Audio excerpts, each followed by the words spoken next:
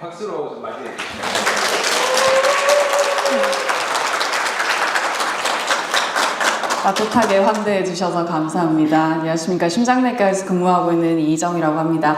오늘 저는 이제 앞서 말씀해 주셨던 이제 가장 궁금하실 만한 질문 두 가지 전에 이제 신부전이라는 것이 이제 말로 들었을 때 그래 내가 병을 진단을 받았는데 신부전이라고 들었는데 그럼 이 신부전이라는 게 대체 무엇을 의미를 하는가에 대해서 조금 더 알아보도록 하겠습니다. 일단 심장은 우리가 알고 있는 것처럼 우리 몸의 펌프 역할을 하는 장기입니다. 산소와 영양분을 전신의 장기로 보내주기 위해서 온몸으로 공급하는 생리적인 펌프 역할을 하고 있고요. 하루에 평균 10만 번 정도를 뛰게 되고 7,500리터 정도의 혈액을 순환을 시켜서 굉장히 열심히 일을 하는 장기라고 할 수 있겠습니다. 거의 10만 번 이상의 하루 뛰는 세월을 거의 몇십 년 이상 견뎌주고 있는 굉장히 굳건한 장기라고 할 수 있겠습니다. 심장은 이제 익히 아시는 것처럼 두 개의 방과 두 개의 심실로 이제 구성이 돼 두 개의 심방과 두 개의 심실로 구성이 되어 있습니다. 이제 보시는 것처럼 가장 두껍게 제대로 된 펌프 역할을 하는 것이 좌심실이라고 할 수 있겠고 그 좌심실 앞쪽에서 심장에 혈액을 받아주는 좌심방이 있고 폐를 거치기 전에 전신 순환을 받아주는 우심방과 우심실이 있겠습니다. 이 중에서 이제 심방은 결국 혈액이 들어오는 것을 받아주는 공간이고 심실은 그렇게 심방에서 받아준 혈액이 이제 충만이 되면서 나가기 위한 공간이라고 해석하시면 되겠고 우심실은 폐동맥을 이제 돌기 전에 충만이 되는 곳 좌심실은 그런 산소화된 피가 전신을 돌기 위해서 충만이 되는 곳이라고 생각하시면 되겠습니다.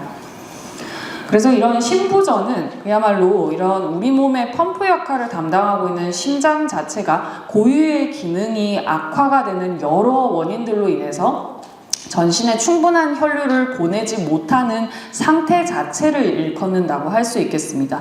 대부분 이제 엑스레이에서 보시면 심장이 커졌다라고 표현할 때 신부전이 있다라고 신부전이 있는 것 같아요 이렇게 들으시는 경우가 많으실 텐데 사실 정식적인 정의는 실질적으로 기능이 악화되어야 된다라는 전제가 따르다고 할 수 있겠습니다. 그러면 신부전이 결국 이제 각 방들이 이렇게 있을 때 그래 전신성의 펌프가 악화되는 경우가 좌신부전이 있다고 한다면 이런 폐동맥으로 혈액을 보내야 산소화가 될 텐데 이런 폐동맥으로 산소를 보내주지 못하는 우신부전 같은 것들도 동반이 될 수 있는데요. 이런 좌신부전과 우신부전이 각각 느끼게 되는 환자분들이 느끼시게 되는 증상들이 서로 다르기 때문에 조금은 알아두시면 좋을 것 같습니다. 근데 신부전 환자들이 흔히들 누우면 숨이 차고 앉아 있어야 편하고 조금만 움직이면 자꾸 피곤하고 숨도 차고 기침이 자꾸 난다라고 하는 거는 이제 좌심실 쪽에 혈액이 제대로 나가지 못하면서 정체가 돼서 폐에서 좌심실로 혈액이 들어와야 되는데 들어오지 못하면 폐 쪽에 이런 혈액들이 정체가 되면서 상대적으로 폐 부종이나 전신성의 피로가 나타나게 되는 좌심부전의 현상이라고 할 수 있겠고요. 반대로 우심실 쪽으로 전신의 혈액이 충만이 되지 못하고 정체가 되어 있게 되면 전신의 혈액이 그대로 남아서 정맥 쪽에서 돌아오지 못하기 때문에 배 쪽에 이렇게 복수가 차기도 하고 소화가 안 되고 장이 붓기도 하고 다리가 붓고 목 정맥이 이렇게 늘어나는 등의 우심부전 현상이 나타나기도 합니다. 문제는 이런 좌심부전과 우심부전이 서로 별개된 그런 증상들이 아니라 좌심부전이 있던 환자가 우심부전이 같이 생길 수 있고 우심부전이 있던 환자도 결국 조절이 안 되면 좌심부전이 나타날 수 있기 때문에 결국 심부전 증상이라는 것들이 이런 종합적인 것들을 다 해석을 해서 상태를 평가하는 거구나 이렇게 이해하시면 될 것 같습니다. 그래서 앞서 말씀드린 이제 숨이 차고 다리가 이렇게 붓고 피곤하고 소화가 잘 안 되는 등의 이런 증상들이 있을 때 사실은 심부전을 진단받지 않은 환자분이라 하더라도 나의 심장의 기능을 평가를 해야 되는 거구나 하고 이제 심부전에 대해서 하나의 어떻게 보면 특징적인 사인이라고 생각을 하셔서 주변에 이제 숨이 많이 차신다든지 발목이 자꾸 붓는 것 같다 그리고 이제 자꾸 배도 나오고 소화도 안 되고 자꾸 피곤하고 자려고 하고 심지어는 누워서 자지를 못한다 이런 증상들이 생겼을 때는 반드시 심장내과 전문의와 상담을 하도록 권고를 해주시면 좋을 것 같습니다. 그래서 이 신부전 자체가 왜 중요한 거 하니 점차적으로 그런 저변들이 확대가 되고 있어서 그런데요. 신부전은 결국 심장 질환들이 이제 만성화됐을 때 종착역으로 기능이 최종적으로 떨어지게 되면서 생기게 되는 질환이기 때문에 점차적으로 그런 신부전이 있는 비율들이 증가하고 있습니다. 사실 고령화 사회에 있기 때문에 점차적으로 이런 이제 한국의 전체 인구 중에 신부전이 있는 비율이 2.6%까지 늘어나고 있고 65세 이상의 인구의 입원 원인은 신부전입니다. 신부전이 가장 많이 이제 입원을 만들게 되는 질환이라고 할 수 있겠고요.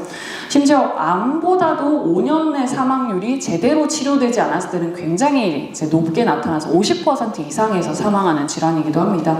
한 번 입원했을 때 거의 1주에서 2주 정도는 입원을 하게 되면서 사실 이런 입원을 몇 번씩이나 반복을 하다 보면 응급실 왔다가 이제 퇴원하게 되면서 결국 이렇게 이제 환자분이 이제 발생하게 되는 금액 자체가 이제 병원비를 많이 지불하게 되는 질환 중에 하나라고도 할 수 있겠습니다. 그래서 이런 심장 질환의 종착역이 되는 신부전 자체가 결국 이제 신부전 중에 이제 점차적으로 그 비율이 올라가고 있기 때문에 우리나라에서도 사실 해결을 해야 될 문제임이 분명한 게 의료비를 가장 많이 만들고 있는 질환이기 때문이기도 합니다. 그래서 신부전은 아까도 말씀드렸던 심장질환의 종착역이라고 말씀을 드렸는데요. 왜냐하면 심장의 혈관이 좁아지게 되는 협심증 환자나 고혈압 환자나 아니면 심장의 부정맥 중에 심장이 불규칙하게 뛰게 되는 심방세동 환자, 심장의 각 방들의 문 역할을 하는 판막들이 손상이 된 환자, 아니면 심장이 좀 특수하게 확장이 되거나 두꺼워지거나 기타 갑상선으로 치료받는 환자, 빈혈이 있는 환자, 콩팥이 안 좋아서 투석을 하시는 환자, 이 모든 환자들이 결국 종착지가 신부전으로 갈 수 있기 때문에 점차적으로 그 진단율이 아마 올라갈 거라고 저희는 생각을 하고 있습니다.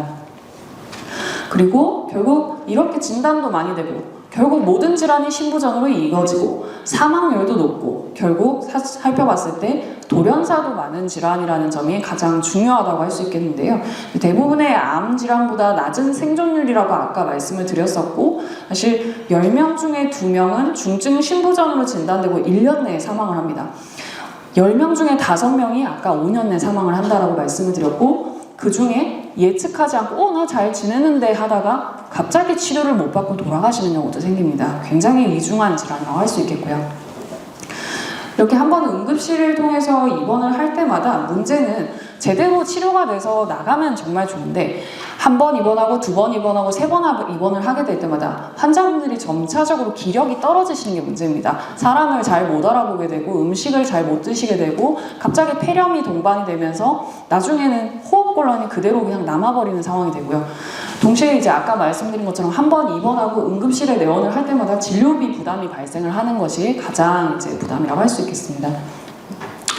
그래서 이제 고령화 시대에 각종 여러 가지 심장 질환들, 전신 질환들이 점차적으로 더 많아지는 이런 시대에 결국 이런 신부전의 저변들이 굉장히 증가하고 있구나, 굉장히 중요한 질환이구나 하는 메시지를 말씀드리고 싶었고, 그래서 결국에는 이제 우리나라의 신부전 환자 수도 점차적으로 늘고 그에 따라서 진료비도 굉장히 늘고 있어서 제대로 된 신부전 치료를 받아야 되는 시점이 아닌가에 대해서 이제 국민들의 인식을 좀 높여야 될 시기라고 저희는 생각을 하게 됐습니다.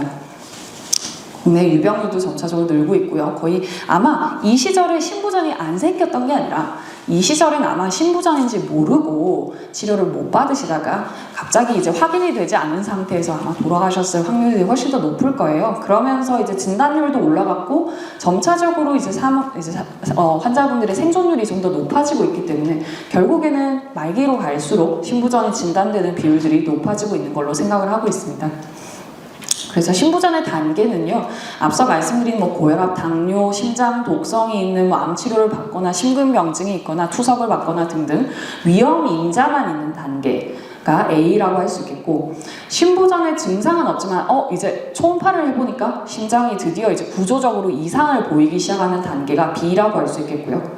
실질적으로 증상이 발생을 하게 되는 나 이제 숨이 차요, 다리가 부어요, 힘이 없어요 하고 말씀을 드리게 되는 단계가 C라고 할 수 있겠고, 결국에는 이런 이제 심부전을 진단하고 약물 치료를 시작을 했음에도 불구하고 그냥으로는 일상생활을 유지할 수 없을 정도로 증상이 심해진, 가만히만 있어도 숨이 차거나 아니면 심지어는 혈압이 떨어지는 심장 쇼크까지 나타나게 되는 단계를 D라고 할 수 있겠습니다. 그래서 이런 심부전의 이런 단계들이 증상만 있다고 해서 저희가 바로 심부전을 진단하는 건 아니고요. 물론 증상이 제일 중요하긴 하지만 의심되는 증상이 있을 때 이제 흉부 X선에서 이렇게 보시는 것처럼 상대적으로 심장이 좀 커진 상태로 확인이 될 때 심장의 기능을 평가해야 된다고 말씀을 드렸기 때문에 그 다음에서 말씀드릴 정밀 검사들을 진행을 하게 됩니다. 앞서서 이제 정밀 검사들에는 다음과 같은 개요들이 있겠는데 하나하나 살펴보면 이런 심장 리듬을 촬영하는 심전도를 거의 외래에서 매번마다 볼 때마다 찍고 있는데요. 결국 정상적인 리듬으로 뛰는 환자보다 이렇게 불규칙하게 심방세동으로 뛰는 환자가 자기의 수축 기능에 비해서 손해를 보기 때문에 그렇습니다.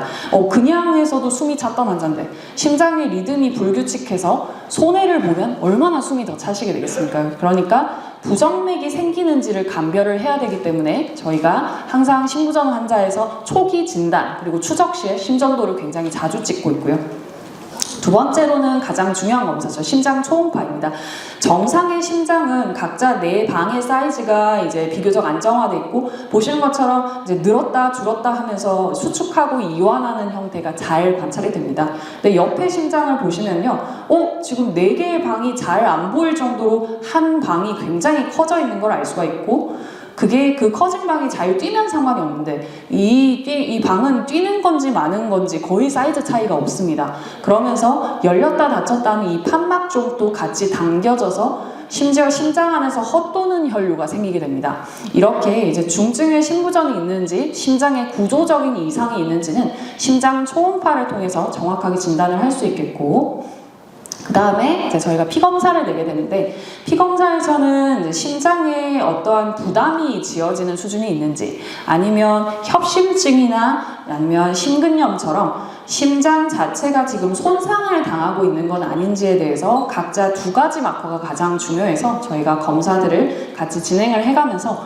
환자분들의 상태에 따라서 심장 부담 수치들이 나빠졌어요 라고 저는 표현을 하는데요. 이런 심장의 이제 혈액 검사상의 이상을 보는 것도 심부전의 진단과 향후의 치료를 이제 이어나가는 데 있어서 환자분의 상태를 평가하는 데 매우 중요한 검사라고 할 수 있겠습니다. 그 외에도 여러 가지 검사들이 있습니다. 운동 부하를 하자고 하는 경우도 있고, 아니면 아까 말씀드렸던 심전도 상에서 정밀한 부정맥이 좀 진단이 필요할 때 홀터 검사를 하는 경우도 있겠고요. 심장에 CT를 찍어서 협심증이 있는지 아니면 판막 질환 상태가 어떤지 보는 경우도 있겠고, 심장에 MRI를 찍는 경우에는 심장벽이 얼마나 얇아졌는지, 상처가 얼마나 많이 남아있는지 등을 보여주는 여러 가지 검사들이 있어서 필요에 따라서 심장내과 전문의가 권고를 드리고 있습니다. 그래서 이런 여러 가지 방법을 통해서 심부전을 제대로 평가를 하게 되면 결국 심장이 이렇게 나빠지게 된 정도나 그 원인을 정확하게 찾아서 꾸준하게 약물 치료를 하고 필요한 경우에 수술이나 시술적 치료를 진행을 하게 된다면 사실 환자분께서 심부전 상태에 머물러 있는 게 아니라 좀 더 이제 심부전 상태를 개선하기 위한 좀 더 정밀한 이제 치료를 통해서 예후를 개선할 수 있기 때문에 저희가 진단과 치료가 매우 중요한 병이라고 할 수 있겠습니다. 그래서 심부전은 앞서서 말씀드린 것처럼 호전이 될 수 있습니다. 모든 분들이 이제 결국에는 이거 옛날에는 잘 알려지지 않았으니까 심부전 진단해도 그러면 그냥 심장이 나이가 다 된 거 아닌가요? 그냥 이대로 그냥 아무것도 안 하고 싶어요 라고 하셨지만 요새는 그렇지 않거든요. 사실 약물 치료를 제대로 받으면 심부전은 입원 횟수를 줄일 수 있고 사망 위험을 감소시킬 수 있습니다. 대표적으로 저희가 사실 그래서 심부전 환자분들에게 약이 한 주먹입니다. 아침에 먹는 약이 한 주먹이거든요. 보시면 이제 심장의 이제 리듬을 조절하는 약도 있고요. 심장의 호르몬을 조절하는 약도 있고, 심장의 이뇨를 도와주는 역할도 있고 부담을 덜어드리는 이런 약들도 있어서 여러 가지 약들이 도움이 될 수 있습니다.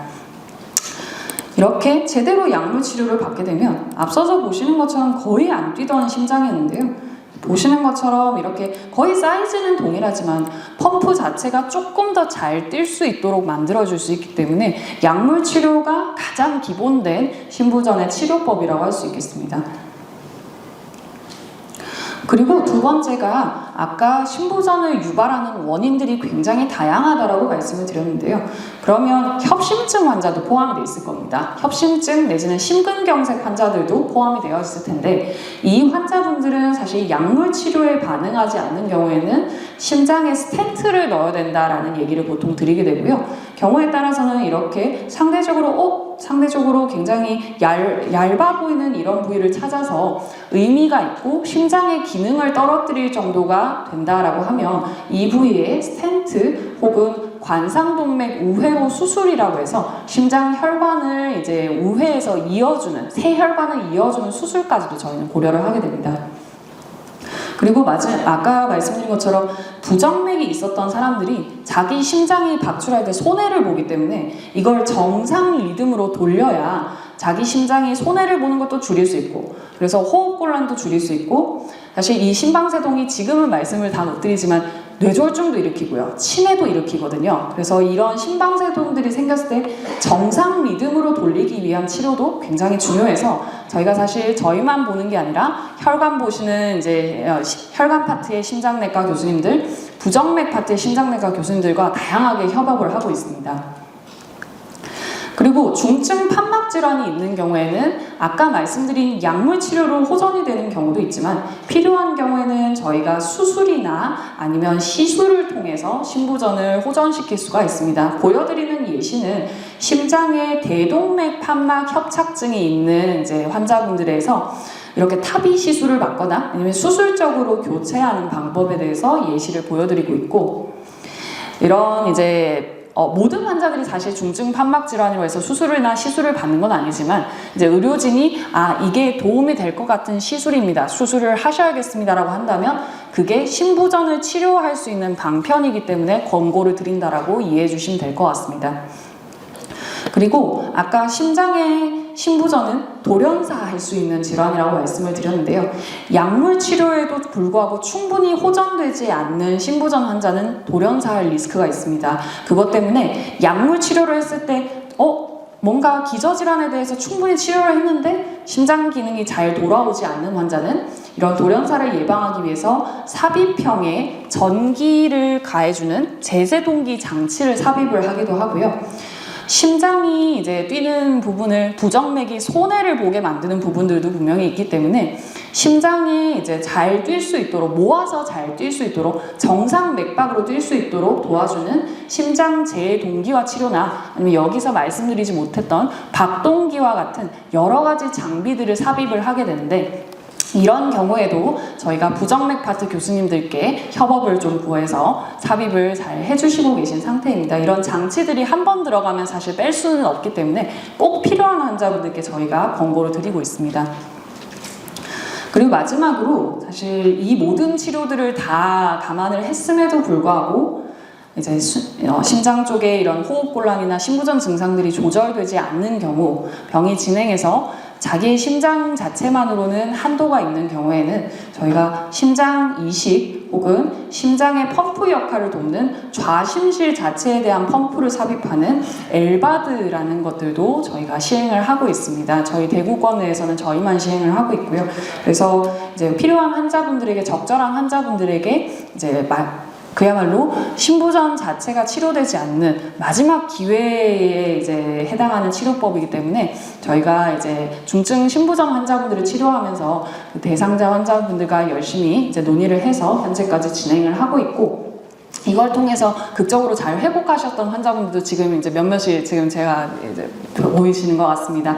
이제 잘 따라와 주셔서 항상 감사드리다는 말씀을 하고 싶고 앞으로도 이제 더 많이 치료를 진행을 해야 될 환자분들이 많이 계시니까요. 앞으로도 저희가 이제 심장 이식이나 엘바드 삽입을 이제 대기하고 계신 환자분들, 보호자분들께서 잘 따라와 주시면 좋을 것 같습니다. 그래서 이제 말 그대로 규칙적인 약물 치료가 사망률과 입원하는 횟수를 줄일 수 있고요. 심장에 대한 구조적인 문제를 해결하는 것이 신부전 자체를 근본적으로 해결할 수 있는 부분이 되기 때문에 고려를 하고 있다라고, 치료를 일반적으로 진행을 하고 있다라고 말씀을 드리고 싶고, 뒤에서 좀 더 말씀을 드리겠지만 결국 신부전 환자에서 음식을 되게 궁금해 하시는데요. 요거 아마 뒤에서 조금 더 자세하게 얘기를 해주실 것 같은데, 간단하게 얘기해서 많이 짜게 드시지 마세요라고 얘기를 하고요. 많이 기름진 음식을 드시지 마세요라고 얘기를 하고, 수분을 너무 많이 먹으면 부을 수 있으니 제한을 하세요라고 저희는 얘기를 드립니다. 요거에 대해서는 다음 강의에서 좀 더 자세하게 들어보도록 하겠습니다. 운동도 사실 그 다음 강의에서 좀 더 말씀을 해주실 것 같아요. 저희는 사실 이제 신부전이 잘 조절되는 환자분들은 사실 제한이 없다라고 얘기를 보통 드리는데, 신부전을 처음 진단을 받거나 아니면 아직까지 증상이 남아있는 환자분들의 경우에는 사실 심장 자체가 무리를 겪지 않는 정도에서, 무리하지 않는 선에서 일상적인 생활과 가벼운 운동을 좀 하시도록 말씀을 드리고 있는데, 결국 제가 항상 진료실에서 말씀드린 건 내가 힘들 때 쉴 수 있는 운동을 진행을 해야 된다라고 말씀을 드리거든요. 경쟁 스포츠, 내가 지금 여기서 쉬어버리면 상대팀이 이긴다라든지 이렇게 이제 경쟁을 하게 되는 스포츠 같은 경우에는 내가 내 심장이 견디지 못하는 정도로 무리를 할 수 있기 때문에 그런 운동들은 삼가라고 저희는 보통 말씀을 드립니다. 더 자세하게는 세 번째 강의에서 들어보도록 하겠습니다. 그래서 앞서 이제 말씀드린 내용들을 조금 더 이제 정리를 했을 때, 적절하게 운동을 하고 식단을 관리를 하고, 저희가 처방하는 약물들이 비록 많지만 적절하게 잘 복용을 해주시고 금연과 절주하는 것이 굉장히 중요하다라고도 한 번 더 말씀을 드리고 싶고요. 결국 이제 신부전 환자분들이 유의하고 있어야 될 증상이, 신부전이라는 것들이 근본적인 치료를 물론 목표로 하는 질환이긴 하지만 결국 근본적으로 치료가 안 될 수도 있기 때문에, 기저질환은 남아있는 상태에서 내 증상만 조절되는 질환일 수 있기 때문에 증상이 항상 변동할 수 있습니다. 사람의 몸은 항상 변하기 때문에, 마치 혈압이 변하는 것처럼 체중이 변하는 것처럼 증상이 변할 수 있기 때문에 신부전 환자분들은 다음과 같은 증상들이 생기는지를 꼭 확인을 하셔야 됩니다. 평소보다 조금 더 부었다, 몸이 무겁다, 숨이 좀 더 찬 것 같다, 입맛이 줄거나 많이 피곤하고 몸무게를 내가 평상시에 알고 있으면서 몸무게가 최근 들어서 거의 2-3kg, 심하게는 4-5kg가 늘었다, 이런 경우에는 신부전이 악화될 수 있기 때문에 주의를 하셔야겠고요. 특히 이건 응급실을 바로 가야 되는 게 아닌가 하고 생각을 해야 되는 증상이, 결국 가만히 있는데도 숨이 너무 차서 누워서 잘 수 없을 정도, 아니면 갑작스럽게 의식을 잃고 쓰러지시는 경우나, 아니면 흉통이 있으시면서 가만히 쉬고 있는데도 계속 가슴이 답답하거나 아프신 경우에는 응급실이나 이제 외래가 열려 있다면 외래로 바로 연락을 주시도록 저희는 말씀을 드리고 있습니다. 마지막인데요, 이제 신부전 예방 수칙에 대해서 한 번 더 말씀을 드리겠습니다. 결국 이제 기저질환을 조절을 하자라는 게 결국 이 슬라이드의 요약인데요. 고혈압이 있는 환자들은 고혈압을 조절을 당연히 잘 해야겠고, 이제 혈압을 이제 주기적으로 이제 하루에 한 번씩이라도, 가능하면 2번씩 측정을 하는 것들이 나의 혈압 상태를 예방하는 도움이 되겠고, 스트레스를 가능한 줄이는 것들이 이제 심장에 이런 부정맥을 유발하거나 아니면 맥박수를 빠르게 하는 상황들을 이제 예방할 수 있기 때문에 중요하다고 할 수 있겠고, 몸무게를 아까 말씀을 드렸었는데 자기의 원래의 몸무게를 알고 있는 편이 편합니다. 그래서 내가 몸이 약간 무거운데 숨이 좀 찬데 하면 몸무게를 측정하셔서, 이게 단기간 내에 갑작스럽게 늘었을 때는 살이 찐 게 아니라 부었을 수 있는 거기 때문에, 그런 경우에 내가 혹시 최근에 짜게 먹지 않았는지, 아니면 혹시나 처방받은 이뇨제가 있으면 이걸 복용을 해야 되는 건지, 아니면은 그걸 먹었는데도 조절이 안 되는 경우에 나의 질환이 혹시 악화되지 않았는지를 상담을 해야 될 수 있어서, 그런 건강 상태에 대한 본인들의 이제 정보를 좀 알고 계시는 게 좋겠고요.